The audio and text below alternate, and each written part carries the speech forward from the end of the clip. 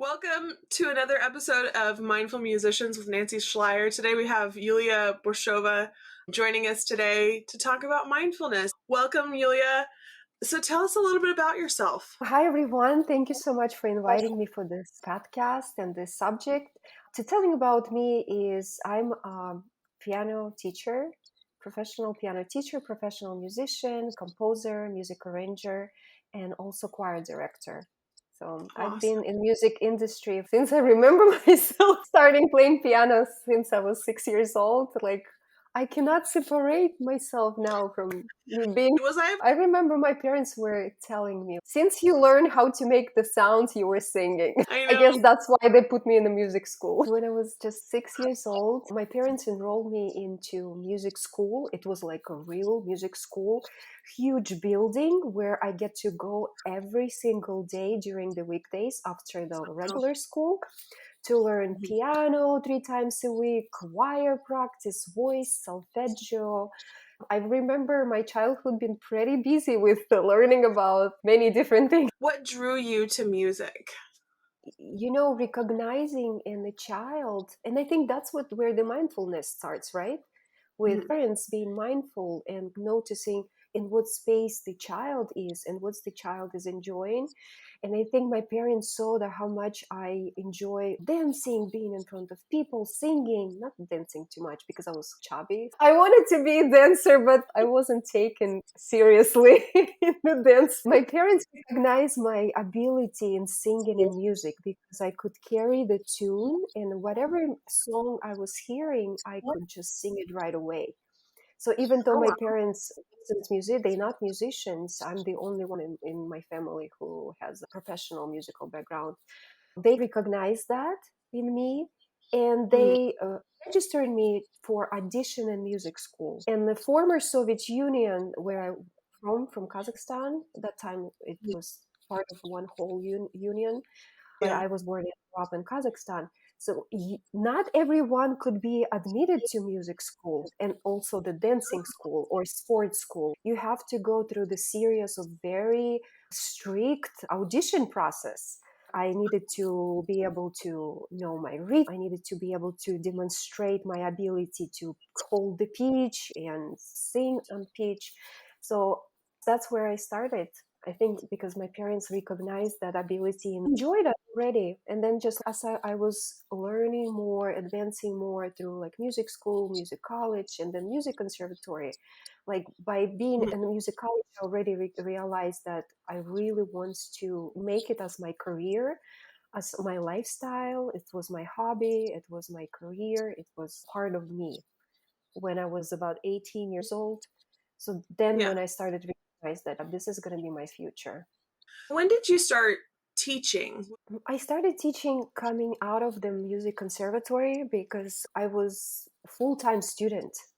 Even though I had part-time job as assistant of choir director at the church while I was studying in the conservatory of music, but my teaching career started when I already moved to America and graduated from the Conservatory of Music. What made you want to start teaching? It's a really good question because for me it was like discovery, and I've been in different places and spaces throughout my teaching career. The way I started teaching is I remember my first time a job in America was I was teaching at the daycare. So I wasn't even teaching music. I was just like working with the children. That was my first job. I saw that they have nothing incorporated in curriculum for the music. Yeah, they were singing songs and rhymes and everything, but there was not music education at all. So I would bring my keyboard, portable keyboard, to the group of kids, to the daycare, and I would teach them song, how to sing this song, how to sing that song. This was fun for me and for children, and that's it started from there. Then the director of the daycare recognized my ability to teach, so she's offered me the job opportunity in one-on-one teaching. It went from that direction into the one-on-one individual lessons. And then I was learning different piano methods and how to work with a different age level, different piano skill level. That was kind of a discovery for me. You started talking about working with preschoolers, and I used to do that. I used to teach pre-K music classes. There's something sweet and pure and also so frustrating about working with that age group because they're so sweet and they're so kind, but they're toddlers. That's true. I was telling myself, if I know how to teach these kids, I can teach anyone. Because if I can keep their attention, I can keep anybody's attention. What are some teaching philosophies that you found yourself using as you started branching into that one-on-one? It was definitely a path of errors and trials because I was trying to teach the way I learned. And remember, I came from really formal classical education where I had to practice 1 hour a day minimum. That was my Yeah. minimum practicing time. Now I'm coming in completely different environment, teaching it in completely different language, working with completely different mentality and lifestyle of different students. So I found formal classical education doesn't work. Then I have to immerse myself into teaching myself with different piano method that's available. I was learning through European system, do, re, mi, fa, sol, la, ti. And I found that for little students starting from 5 years old, they didn't get it. But the system Yeah. A, B, C, D, F, G was making sense faster for them. So they were getting the concept much faster. That's when I shifted. I shifted from European style to Faber and Faber style and Alfred style because it's teaching this concept of the C positions, 5 finger based on numbers first, just to get the movement going, and then teaching them through the musical alphabets.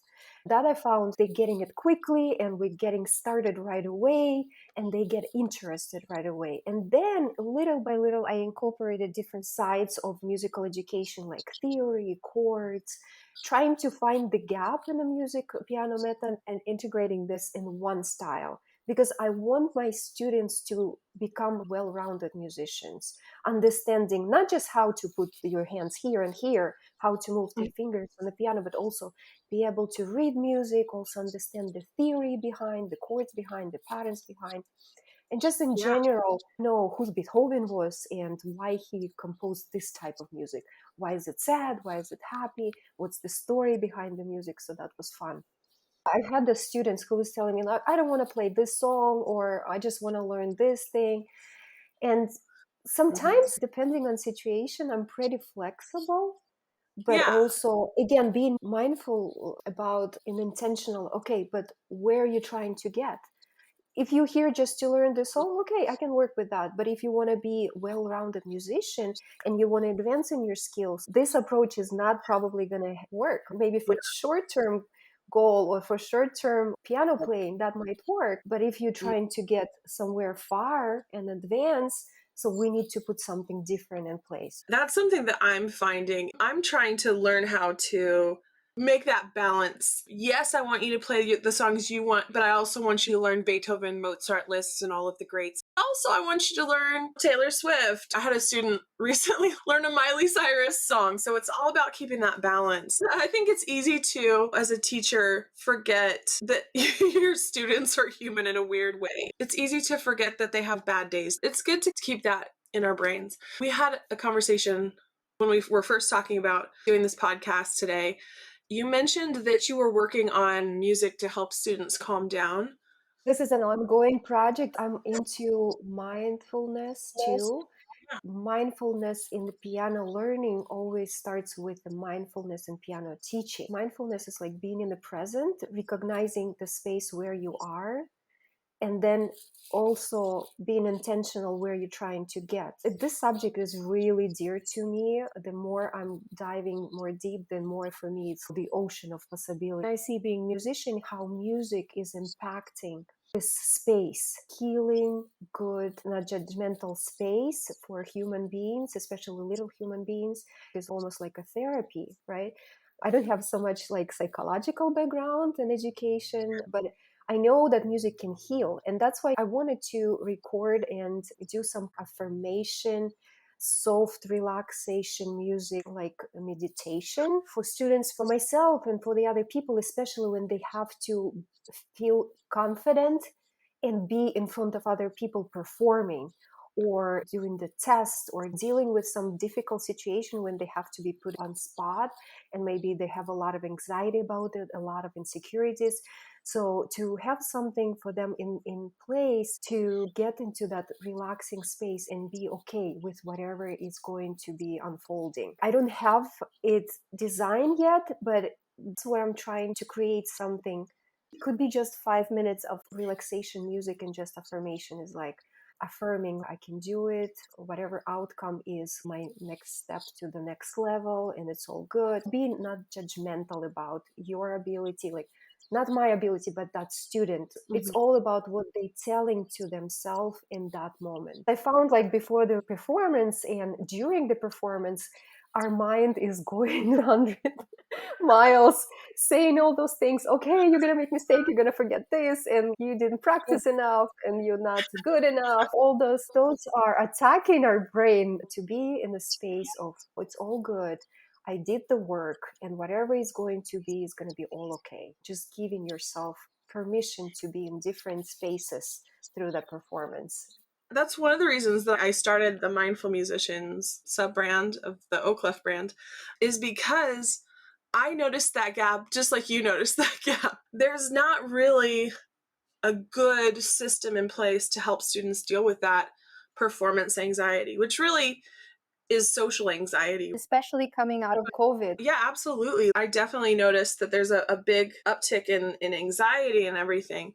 But even before, when I was teaching in-person lessons, before the pandemic even, and I think it's in part due to social media and this constant barrage of information that students are getting from these outside sources, that this is what perfect looks like. If you're not this, then you're nothing, right? You see people try new dances on TikTok, or they'll sing a song, or they'll play a song on the piano. And if they're not perfect, a lot of times they get ripped to shreds in the comments. It's so demoralizing for them. And something that have worked on and am still working on is to figure out how to take that back and say, no, we don't have to be perfect. There's nothing wrong with being an amateur singer. You don't have to be an opera singer to enjoy singing. You don't have to be a concert pianist to enjoy playing the piano. I totally agree. I acknowledge you for taking on this subject, because there is not much of the mindfulness into piano teaching. Not many teachers aware of that, not many students and parents aware of that. That's exactly what it is just be okay where you are in the process. Also recognizing the spaces and where the students are, because each family is so unique with their cultural background, with their lifestyle. Some of the families are divorced families, so it means that they live in one life in one family with mom or dad, and they live in completely different rules in another, and they're so confused. I've seen students like being just dragged from one family to another, like in robotic motion, just doing, but we're not human doing, we're human beings. So recognizing and giving permission to that student is, it's okay if you had a bad day today. It's okay if you've been bullied in the school today, or if your parents, like, you got in disagreement with the parents. It's okay. I get it. I get it. Let's just start somewhere. Like acknowledging this, okay, maybe this is not your best day, but from here, okay, what would you like to do today? How we can change that? What's fun thing you want to do today? It's not necessarily being on an agenda. Okay, today we have to learn this, and I expecting you to perform and be fully engaged. But maybe that child is not in the space. I'm today. Oh my gosh! I just recognized I have to do this podcast, and oh my gosh, what I'm gonna be told? I was telling myself, it's okay. It's not your best day today, but you're just gonna work with what it is and let it unfold the way it's gonna unfold. Talking to myself, being nice to myself, and also with our students, being nice to them and teaching them how they can be nice to themselves. We have so many students, and that's one thing that I always try to let them have that kind of space. It's hard because you have that limited amount of time with them. It really starts with telling yourself it's okay. I feel a lot more pressure right? And so I tend to get stressed with that. And then I have to remind myself, like, hey, it's okay. It's okay to be stressed. It's okay that this student is goofing off a little bit. It's okay that obviously, there's sometimes when you have to be like, hey, we need to bring it back. Let's calm Yeah, it back down. there should be boundaries. Students are so smart. They can just like, oh, okay, Miss Yuliya is so nice. I can do whatever I want. So you do have to have that like balance. Yeah, I found a long time ago that one of the things that if I do this, everything goes better. And it came up with a motto, and it was kindness and respect. And I find that when I lead with kindness and respect, whether they're having a bad day, whether they're having a great day, whether they are jumping off the walls because they've had too much candy, or it's late at night and they're exhausted, and the issue is, whatever the problem is, whatever the outcome is, if I lead with kindness and respect, I find that they respond to that way better. And it starts with being kind and respecting myself, right? I always try to give myself that space. It's okay. Maybe I wasn't the perfect teacher today, but that's okay. It's okay. I'm still trying. I'm still working towards that. What techniques do you use to center yourself as you're teaching or you're performing or anything like that? How do you use mindfulness? So now, as I started this new position with Oclef, Mhm. I'm thank you for reminding. I need to put something in place because now, as I'm started teaching students and actually having like very limited time, many things simultaneously, like multitasking, I'm not that great. I need that space to just breathe. I think the Mhm. most simple technique that we could do is just like taking deep breath and letting go. And also maybe that would be good for me too to do it with the students, is because they're jumping right from one activity to another. They're on a schedule. They need to connect one device, another device. It works. This one doesn't work. And their parents are like around them showing that there is so much energy built up. And I think I'm gonna do is just start the lesson with taking breath in and just whatever it is in the space, just let it go. Being present. Okay, now I'm on the music class, on the piano lesson. And what would you like? Maybe asking them, what would you like to do today? Yes, I do have my agenda. Yes, I do have a plan, and we have method books to follow, but Mhm. check in with the student. What do you really want to get out of this lesson? This is what's coming up to me right now, because I don't Yeah. want to take much of the time out of the lesson on Yeah. some special exercises and affirmation and anything. We can go deeper into, but answering your question, what would be the quick technique? And I think it's always like taking deep breath and just being present where I am. Okay, now I'm on a Yeah. piano lesson. I know for me, when I start a lesson, the first thing I ask the student, I'm like, how was your day? And sometimes they'll be like, it was terrible. And as I'm like opening their stuff, I'm like, oh, why was it terrible? What happened? And they'll be like, I got to school and my best friend didn't want to sit with me or something. And to us adults, it seems so small. We're like, get over it. But it's important to remember that a lot of times these kids are going through that for the first time.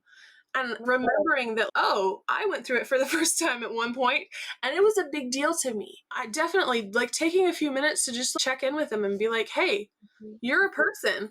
And that also gives me a minute to be like, I'm a person too. And sometimes they'll even be like, hey, Miss Auntie, how was your day? And if my dogs did something weird, I'll be like, my dogs did this. And they're like, oh my gosh. And I'm like, I know. It's wild. And definitely checking in with them. I like to set goals with them. If they're like, I want to learn this piece, but we're in the middle of a rondo or something, I'll be like, cool, we're going to make that our goal piece. And so after we learn this piece, we'll learn that piece. Creating that space also where they feel comfortable telling you that. Because I remember being a kid and having really strict teachers that I didn't feel like I could go to them and say, hey, I'm feeling burnt out. Hey, I'm exhausted. I remember this was in college, so this was a little bit my fault. But I remember one semester during midterms, I was super stressed. I was taking a whole bunch of credits. I was working 2 jobs, just a lot of stuff going on. And I was supposed to be practicing 3 hours a day, as you do when you're in college. And I didn't get my practice in a lot. And I remember my teacher just freaking out and screaming at me and yelling at me. And I thought, I don't want to practice now. I started dreading practicing because I had that association. And so for me, I never want a student to feel the way I felt when that teacher did that. So if they don't practice or they don't whatever, I'll say, okay, we didn't practice. This was back when I was teaching weekly lessons. Now we do the every day for 15 minutes. That's the Oclef model. More frequent but shorter practices, they still get to build the skills they need to build. Yes, and that's really important, bringing your experience into the teaching. I was lucky to have all my teachers were like really nice, but also I heard that the music teachers who came from out of the Soviet Union, them in schooling, they very strict. It's all about produce, so there is not so much humanity. My teacher, she was nice, but if she heard me that I didn't practice, she would tell me, okay, go practice. I'm not going to even waste my time right now. So I had to go practice and go back to her. It's okay to let them know. And that's what I'm checking in, like when I'm asking, did you see this note? Or do you know what's the name of this note?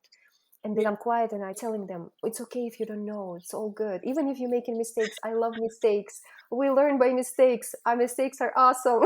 And they start like being like, oh, okay, mistakes are awesome. No, I don't know this note, and it's okay. And I think that comes down to letting ourselves be curious about it. And I think that goes back to what we were talking about, not judging ourselves. Because when we don't judge ourselves, we're not judging our students. Because it's easy to go, you should know this. You should know this. We've gone over this. It can be easy to get frustrated because you're like, we have literally done this every single day for 3 months. You should know it by now.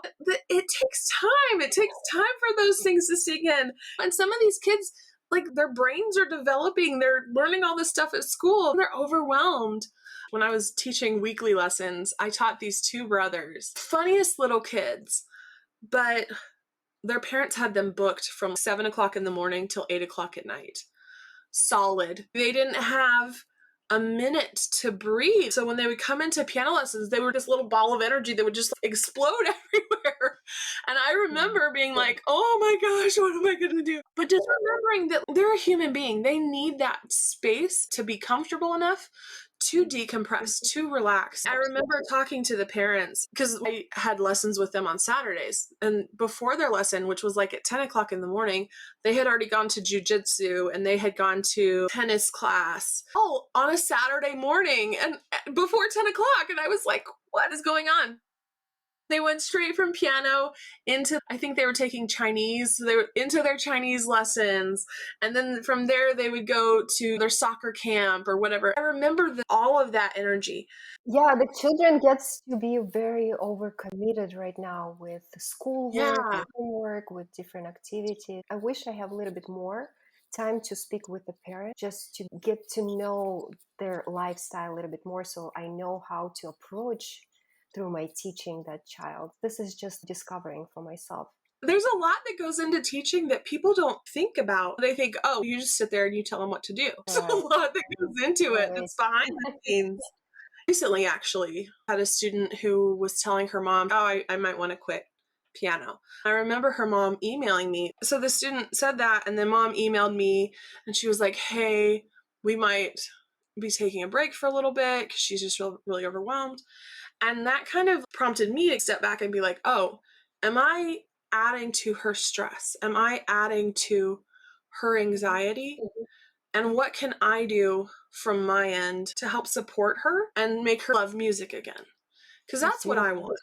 I just want the students to enjoy what they're doing because I don't want students to hate it. I don't want them to walk away and go, this is not for me because I can't commit the 3 hours a day that Miss Nancy did, and so it's clearly not for me. I think part of that is just having that communication open with the parent and the child. We have that communication, like what we can do different, how we can support the child, or what's going on in the family. Sometimes, most of the time, maybe it has something to do with the parents and what they're dealing with. They just cannot be committed because child's commitment is always starts with the parents' commitment too, especially in the beginning. So yeah, it's like communicating with the families and see where they are and what we can do differently. being flexible and being mindful about what's happening in the family. What are some things that you would tell students or even teachers or parents of students on how to incorporate that mindfulness with themselves and then with their student or their child? I think you already answered that by saying that it's always good to check with yourself and set intention for myself, like you say, respect and kindness. By creating that possibility for yourself, I think the students will show up and the rest of the day and teaching will show up within that space.